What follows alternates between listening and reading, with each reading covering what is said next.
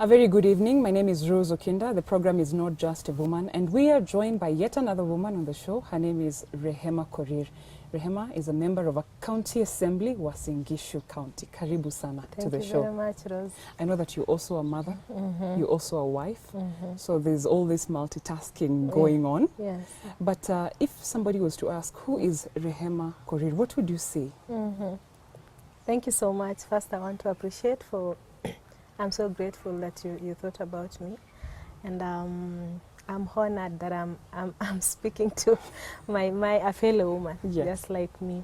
My name is Rehema. Like you said, I've walked a journey that is quite long, up to the point that I'm in right now. I want to say I thank God that as much as I used to have the leadership skills in me, but I didn't know I would come this far to a point of leading in Uasin Gishu. Okay. I'm saying that because I'm born and raised in Narok County.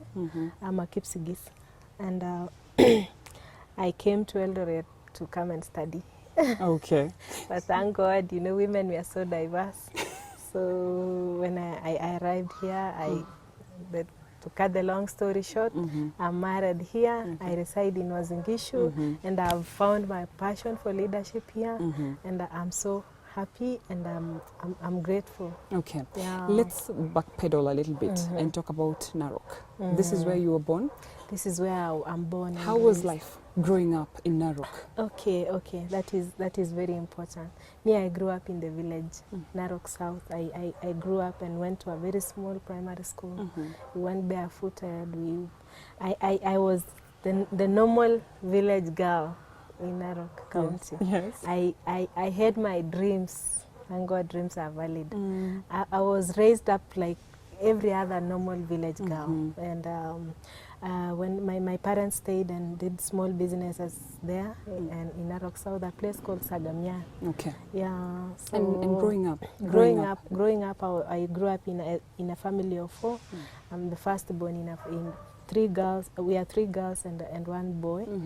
And I used to have a passion for studies. So I love going to school. I loved studying. At the moment I finished, I went to Oletipis Girls, Narok, and I finished and moved to Eldoret for further studies. Yes. Went to University of Eastern Africa, Baraton. And that's where I met my husband. Okay. Yeah, and Let's talk about that, meeting your husband. This is before you went into politics. this is way before I went into politics. Okay. Although I must say when I was in campus, I used to be a student leader. So maybe leadership is actually inborn. I used to be in student politics, and I was the prime minister of Baraton University. Okay. Students government. I've never heard it been said that before, because we usually have we have the chairman, we have the vice chairman. Yeah, back but then this it was called the Secretary General. Okay. Right now they say it's Prime Minister. Okay. But what I would say is that I've always loved being the one to talk on behalf of everybody. And whenever I see something, I feel like I should say it on behalf of everyone else and make it right. Okay. So when I was there, that's when I really became a leader, finished, and I met my husband, and we later got married. The rest is history, as they say. The rest is history. Now, when you go into college, you're going to study a certain course. You did not go and say, I want to study to become this politician that you have become right now that we know, Rehema.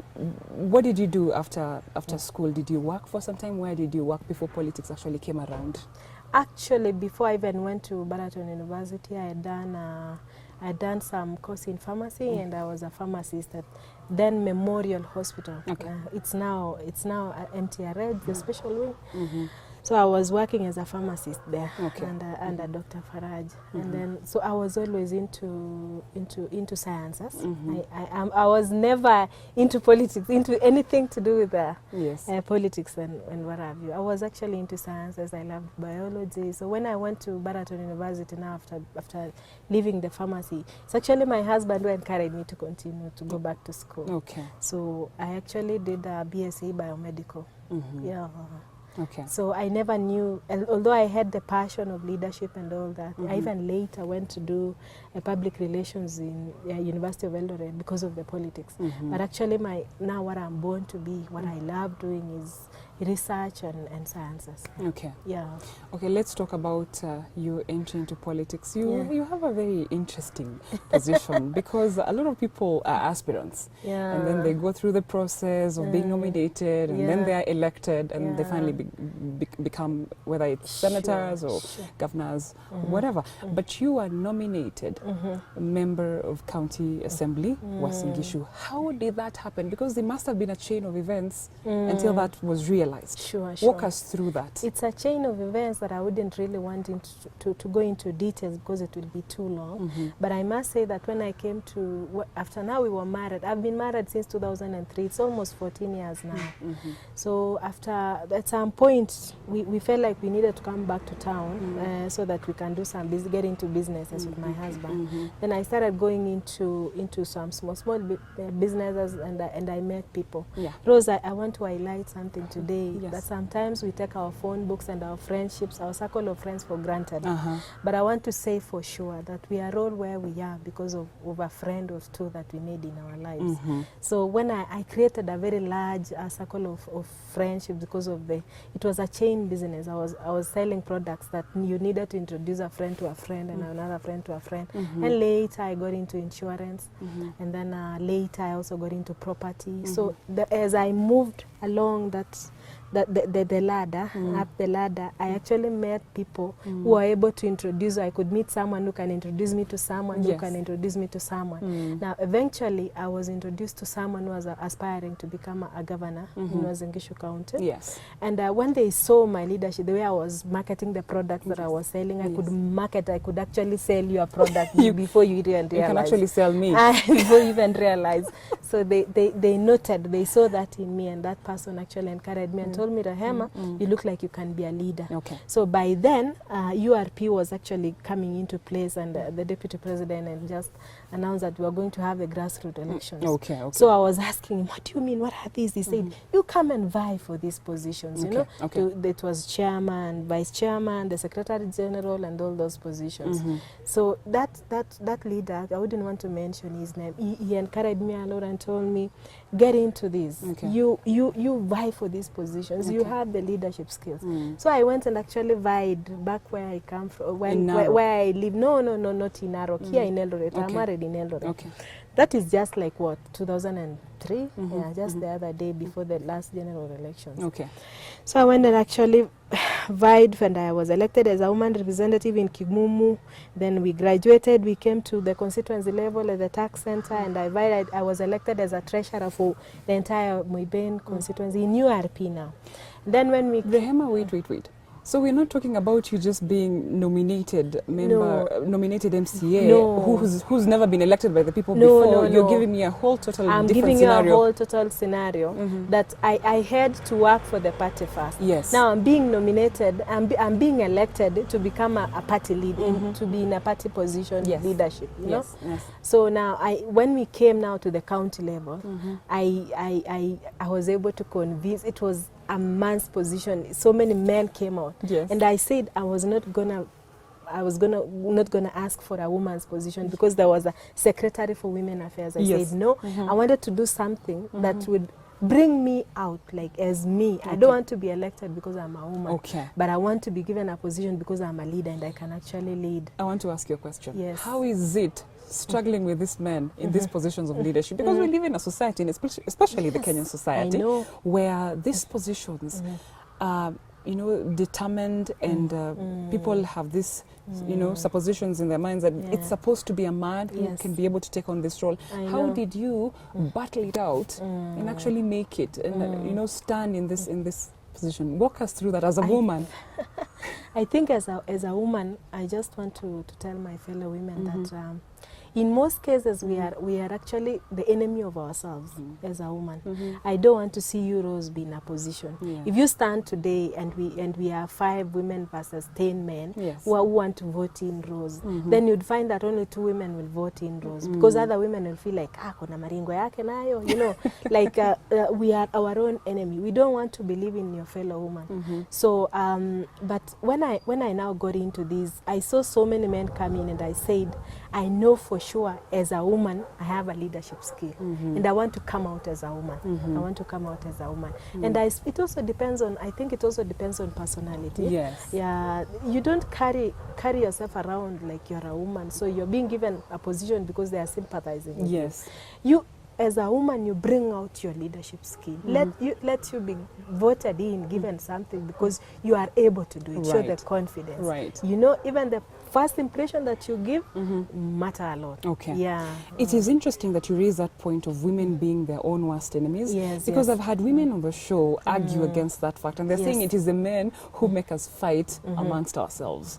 Do you agree with that? That sometimes probably it's the men who create an environment, a certain environment where we are fighting within ourselves, and they're the ones who are winning. Let me tell you, Rose, for free, that we as women ourselves have created a very favorable environment for men to fight us. Okay. Because they know that they can use divide and rule for us. Okay. They know that we are vulnerable. We are that gullible that we can actually let the men join in our camp and divide us. Okay. I want to say this because I've been in campaign trails, and I've always told this. I've been in campaign trails where men are vying positions, and whenever we are out there in the field, they always say, if you win the woman vote, if you manage to win women, that is a swing vote. You are as good as elected. True. Why would they say that? Because we are the majority. True. True. If we stood on us, if we stand the ground and say, as women today, we want more women in positions, we can actually put women in positions. Okay. And I just want to encourage every woman out there. We have the power, we have the numbers, we are the majority. Look today, if I decide that I'm going to vote in Rose, then it will not be only me in my household, but it will be me, my husband, my daughter, my mom, my dad. I'll convince all of them. And we have in my household alone, I'm the majority. And we are convincers. And oh yes, I told you I can sell you anything just by smiling at you. Okay, let's backpedal. Now you're being told, okay, Rehema, you can do these things. Yes. We think you have the ability. We have seen what you have done. You've had an elective office before, and you're charismatic. Now we are considering you for this position. For nomination. Yeah, for nomination. What was the process like going into it, and how did you win it? Okay. I want to say that everyone else who has been nominated before who is nominated, we have many nominated leaders right now. I don't know, everybody else has a story of their own. They know what they did to get there. They may have been serving the community in other capacities. Yes. But me as Rehema personally, I served in the party, URP. And I did my best as a Secretary General in Uasin Gishu. I would travel to Nairobi head office, do registrations of members, travel back and forth, do everything for them, take signatories and all that.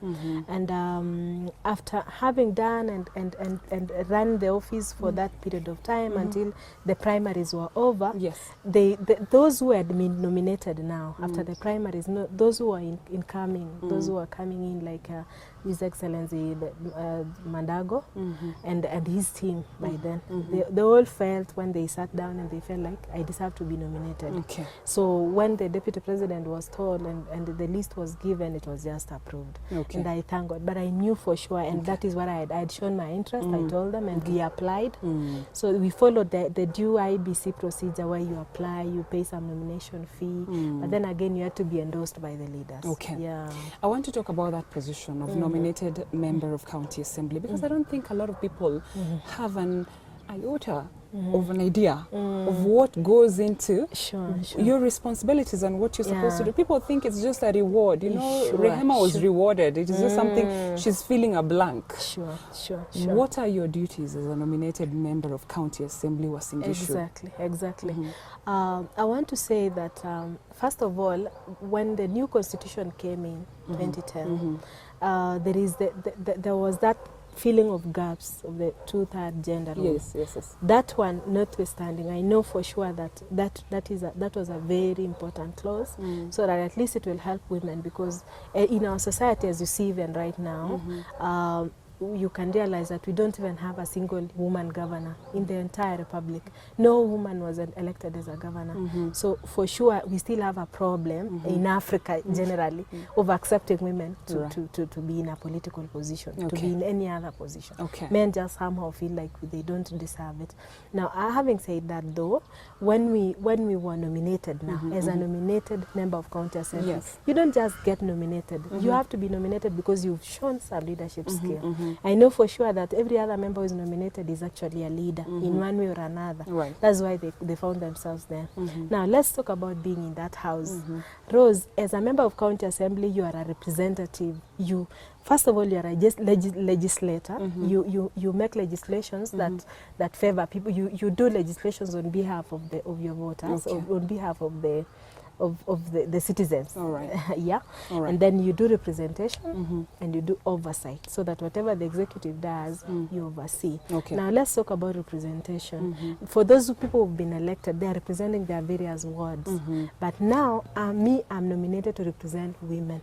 How do I represent them? I take their views. I do legislations that favor women. If there is any money that probably is being given out that is there to be given for women to borrow loans and all that, I would be in the front line. Anything touching on women, I'll be in the front line. And you should see me in that house. I'm always on my feet. Working for the people. Working for the women, especially. Working for the women. When we come back, like any other job out there, there are challenges. So we're going to go into the challenges and say, yes, this is what I've been given to do, but these are some of the challenges that I had to undergo, and probably how you were able to, find your way through and overcome these things so that you continue doing what you were supposed to do there. And then when we come back, family life as well. Do you want to vie again? Do you want to go into politics again, or is this it? When we come back, the program is Not Just a Woman. My name is Rose Okinda. I want to thank you so much for finding the time to join us. Do not go away. We'll be right back.